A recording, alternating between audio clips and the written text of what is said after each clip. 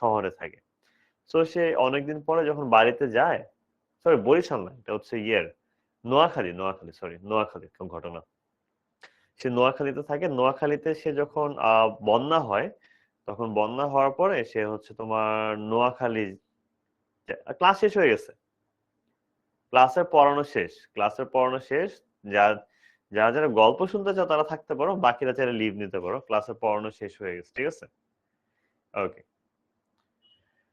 So তোমার হচ্ছে ওকে, আল্লাহ হাফেজ, সি ইউ সুন।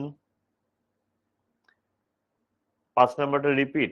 আচ্ছা ঠিক আছে, দাও রিপিট করতেছি, শেষ করে রিপিট করতেছি, ওয়েট, তাড়াতাড়ি শেষ করে দেবো।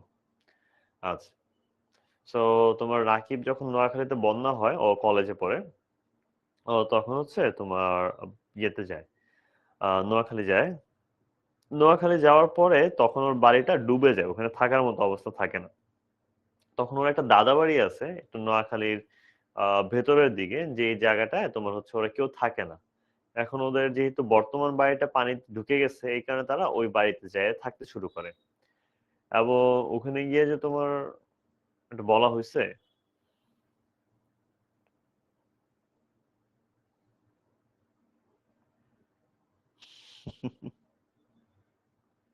ওকে, সো থ্যাংক ইউ। সো হচ্ছে তারপর ওখানে গিয়ে যখন থাকতে শুরু করে, তারপর হচ্ছে তোমার ওখানে একটু দূরে একটি তোমার পরিত্যক্ত একটি বাড়ি আছে, একটি পরিত্যক্ত অভিশপ্ত একটি বাড়ি আছে, ঠিক আছে?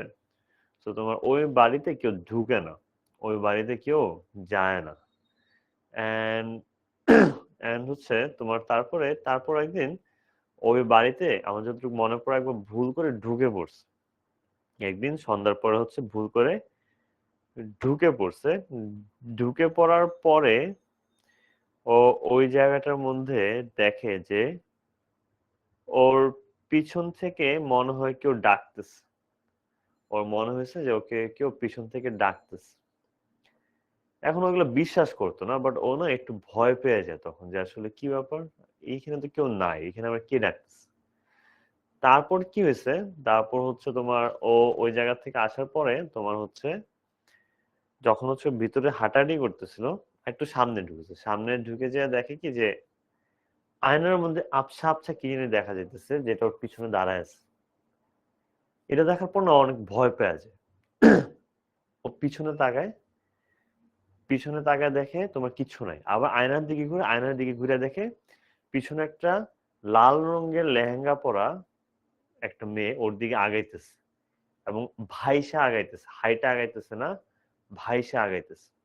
এটা দেখা যখনই আবার পিছনে ঘুরছে দেখে কিছু নাই, আবার আয়নার দিকে ঘুরছে, আয়নার দিকে তাকায় দেখে যে তোমার ওই মেয়েটা আয়নার থেকে একদম মনে হচ্ছে বের হয়ে আসতেছে, এবং বিভৎস একটা চেহারা, লাল লাল চোখ, বিভৎস একটা চেহারা। এটা দেখে ওর সাথে সাথে ভয় পেয়ে আছে, এবং ওখান থেকে দৌড় দিয়ে বের হয়ে আসা পড়ে। এখন তারপরে ওর বাসায় এই কাহিনীও বলে যে এরকম এরকম এরকম এরকম হয়েছে।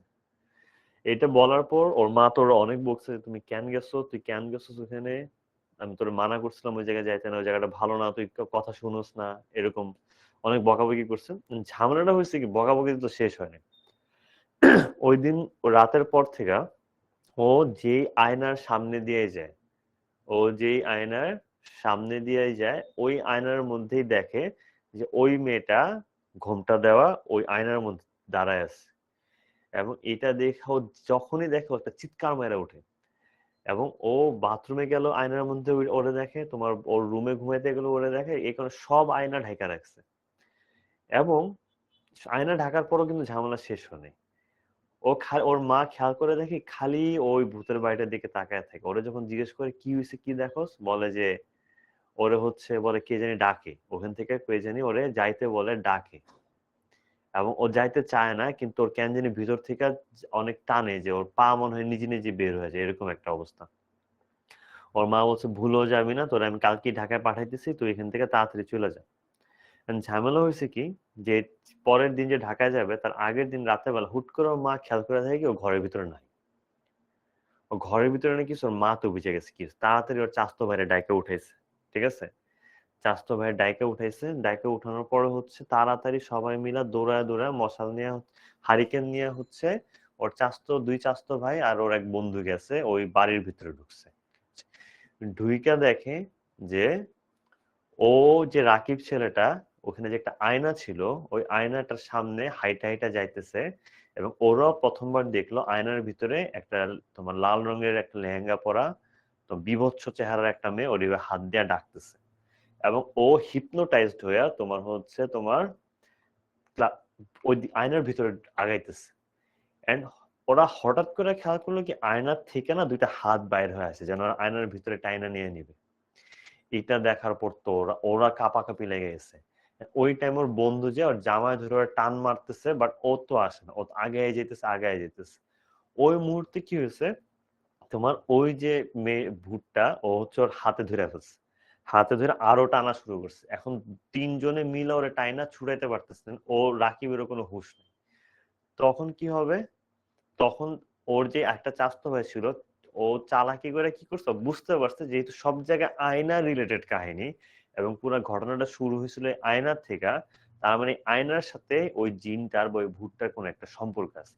ওর সাথে সাথে ওর হারিকেন যে হাতেটা ছিল ওই হারিকেনটা নিয়ে তোমার আয়নার দিকে একটা ঢিল মারছে, আয়নার দিকে ঢিল মারার সাথে সাথে তোমার আয়নাটা ভেঙে গেল, এবং হারিকেনের আগুন আর কেরোসিন দিয়া দেখা গেল ভিতরে যে তোমার হচ্ছে যেই বীভৎস চেহারার যে তোমার পিশাচটা ছিল সে জ্বলতে শুরু করছে এবং চিৎকার করতে শুরু করছে। তখন হচ্ছে রাকিবের হুঁশ ফিরছে, তাড়াতাড়ি ওরা রাকিবের টান দিয়া নিয়ে দৌড়া বাড়ির থেকে তোমার ওরা দৌড়া বের হয়ে গেছে। তারপর থেকে দেখা গেছে যে ওই জায়গার যে রাকিবের প্রবলেমটা ছিল ওইটা কমে আসছে। তারপর থেকে রাকিবকে কেউ ডাকে না।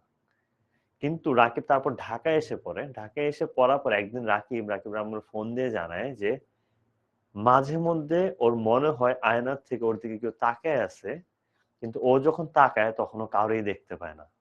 And এই সমস্যাটা ওর কেন জানি যাচ্ছে না, এটা আসলে ওর মনের ভুল নাকি ওই যে পিশাচটা এটা কি এখনো ওর পিছনে পড়ে আছে, এটা আসলে আজও কেউ জানে না।